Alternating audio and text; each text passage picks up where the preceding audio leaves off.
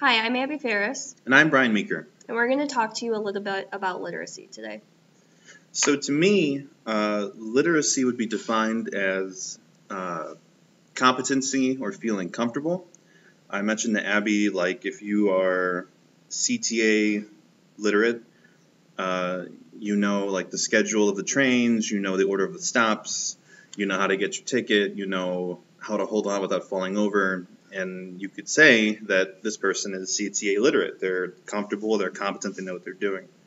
What do you think? Yeah, I definitely agree with the example that you used about the CTA. I think just generally it's an overall knowledge or competence in a certain subject or Yep. specific area of study. That could be like a specific unit. It could be like a general subject. It could just be reading and writing. Right. But I mean, it also kind of encompasses a lot of other things such as being technology literate, being able to use a computer, being able to use the internet, Right. which is really important now because so much stuff revolves around technology, social media, and everything Right. like that. I feel like that's almost being culturally literate, modern culturally literate, I guess. You know, and understanding the influence of social networking and the 24-hour news stations and politics and the way the world works now. And when you meet someone who doesn't know, a bad example, but the incident in Boston, when they don't know about it, you say, why don't you know about it? Everyone knows about it because everyone knew, Right. the moment it happened. I saw in like my Twitter feed, I had an update from CNN Yeah. every couple breaking minutes. news, AP Right. breaking news or whatever, and you know right away. So when someone doesn't do that, it's kind of weird in a way. So, yep. Also, we were talking about earlier being, like you said previously, about being culturally literate. Mhm. What else do you think that would encompass? What do you mean? Like as far as being literate of like people's different views, maybe like Yeah. religion or Trying something to like that. be, I feel like at least Western countries is a move toward being more open. Mm-hmm. Tolerance, being, we could talk about marriage equality. You could talk about there's a growing number of people that aren't religious or aren't affiliated with a specific religion. It's just ever more open and accepting in general, I feel. And it's not just you grew up in this religion and you're stuck in it forever. Right. Right. You have to be more open and conscious of the fact that there's other viewpoints that you need to be tolerant of. Mm-hmm. And that you need to, in many cases, be knowledgeable about them. And if you come off as ignorant, you don't know anything about them, people kind of judge you a little bit. Right. Why don't you know about that? Right. Well, why don't we talk about our own pathways to literacy a little Okay. bit? Do you want to start? Sure. My parents are both librarians, and so there were always books in the house, and I was always reading and always writing. I've kept writing. I try to write when I can. I submit stuff occasionally to get published. It doesn't always get published. But trying to write and read and stay involved in that. And my parents were always trying to keep me interested in travel and things going on around the world. I've been fortunate enough to travel to Europe a couple times, and obviously with the Peace Corps experience in Africa, it gives you a much different, much broader world perspective on things, which I think makes me a really literate human being, because I don't get caught up in the little things anymore, or as much. I shouldn't say anymore. I don't get caught up as much anymore. So, how about you? I think it's pretty good for me. Yeah, I guess my pathway to literacy started when I was little. I always, my parents would read to us pretty much every night, my brother and I. Bedtime stories? No, not bedtime stories. I guess they would be bedtime. I don't know. We would read like Dr. Seuss all the time. The Places You'll Go. Right. Yes, and my favorite. Our favorite was, I don't think it was Dr. Seuss, but it was We're Going on a Bear Hunt. That was our favorite. So who's that by? I have no idea. It's not Dr. Seuss, though. No, it's not. Okay. But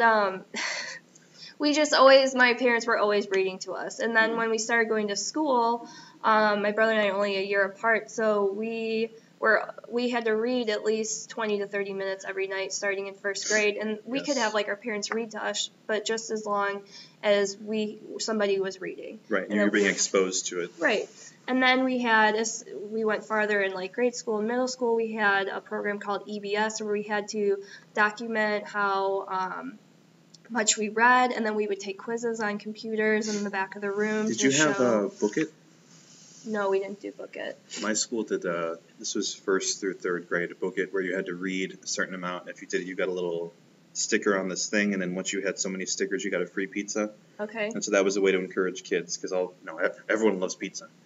And so by having them, by bribing them, right. The kids, were reading, and I mean, even though it's a bribe, they're sometimes seeing that's a lot more language. Kind of a good idea, I think. Like, we had the 600-minute reading club, where if you read like the 600 minutes over whatever period of time, you got your ticket to go to Great America. Ooh, and for a lot of kids, that's like a huge deal. I'd like a ticket to Great America. Right. So I mean, I think that it really did get people to read. And to become more literate. But also, every Friday, my dad and I and my brother would watch Jeopardy after school. Mm-hmm. And I really do think that kind of like enforces your critical thinking skills. I mean, depending on how young I was, I obviously didn't really know the answers to anything, but I just enjoyed, like playing along with my dad, and then it was also like a learning thing as well. And then also I think and that to tie in, it's going to sound corny, but tying into Bloom's, like you're analyzing the question, you're thinking of your answer, you're synthesizing your own answer, and then need be, you could explain to someone else. That's all those levels of comprehension that we've talked about in our T&L classes. Also, I was saying that I think that learning to play the piano when I was younger also helped in my literacy, because that's like reading music is a different form of reading. And I don't know, I think there's a big correlation between students who do play an instrument or sing or are able to read music, and then how they do in school. There is there's a been big studies correlation, on that. Right? It certainly instills in you more discipline. I know I was doing clarinet when I was growing up, and at the very least, you had to manage your time better. Right. Like you had rehearsals after school or something. You've only got this much time to get stuff done. You had to do it. I think there's studies on that. I'm not sure. Yeah. But yeah. So is there anything else that you wanted to touch on about literacy before we go? What time of your life do you feel like literacy had the biggest impact on you? I think I'd say when I was younger, but I would agree with that. I mean, that's when you start reading and writing, and when the foundations of literacy are really kind of set in stone for you. And because you learn the alphabet in preschool, right? Yeah. As soon as you can, because you got to start forming words and answering questions and stuff. And then every other type of literacy that builds off of reading and writing builds off of those foundations that you should have already had when you start, like, say, elementary school. Right. So, yeah, I would agree with you that it definitely starts when you're younger.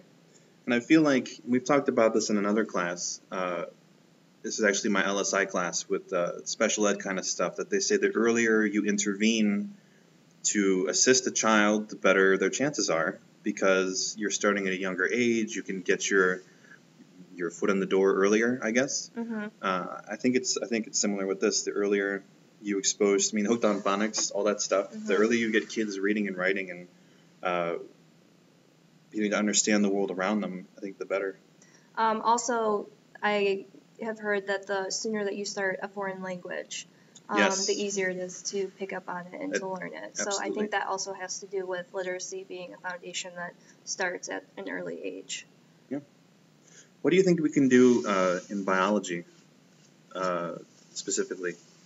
I think that it is important for us when we are high school teachers to do writing activities in class. Right.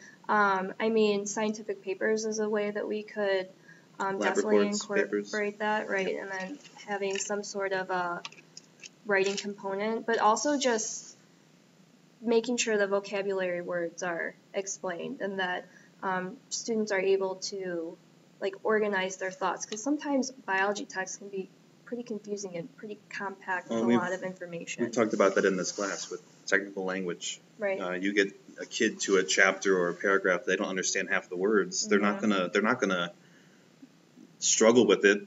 They're going to skim it or they're going to ignore it. Right. And you have to put it into terms they can understand, that they can go from there and then get a more complex understanding as time goes on. Right. Also, I think it's important for us to just make the students have a perspective of why the things they are learning are important. Right. Especially in biology, like a lot of the things that they learn about, they wouldn't be alive unless those things happen. Right. So as long as we are able to provide that perspective for them, I think that's important as well. And going off of that, a lot of topics can be considered controversial. I talk about stem cell research and genetically modifying people or organisms or foods and stuff. They need to be able to articulate when people ask them questions about that. Right, or even evolution is still something that they should at least be able to provide their own view on and be able to develop that. That's not like in an ignorant way, you know what I mean? And I feel like you can do this without making it too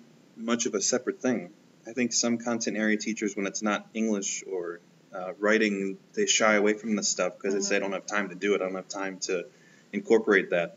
It's really not that much. Right. Instead of giving kids a worksheet with multiple choice answers and they have to circle stuff and hand it in, have them actually synthesize something and write something. And just that simple, it's more work on the teacher probably more time to grade it, but you're going to get much more back in the end, I think. Like short summarizations or something like that. Short answer, absolutely.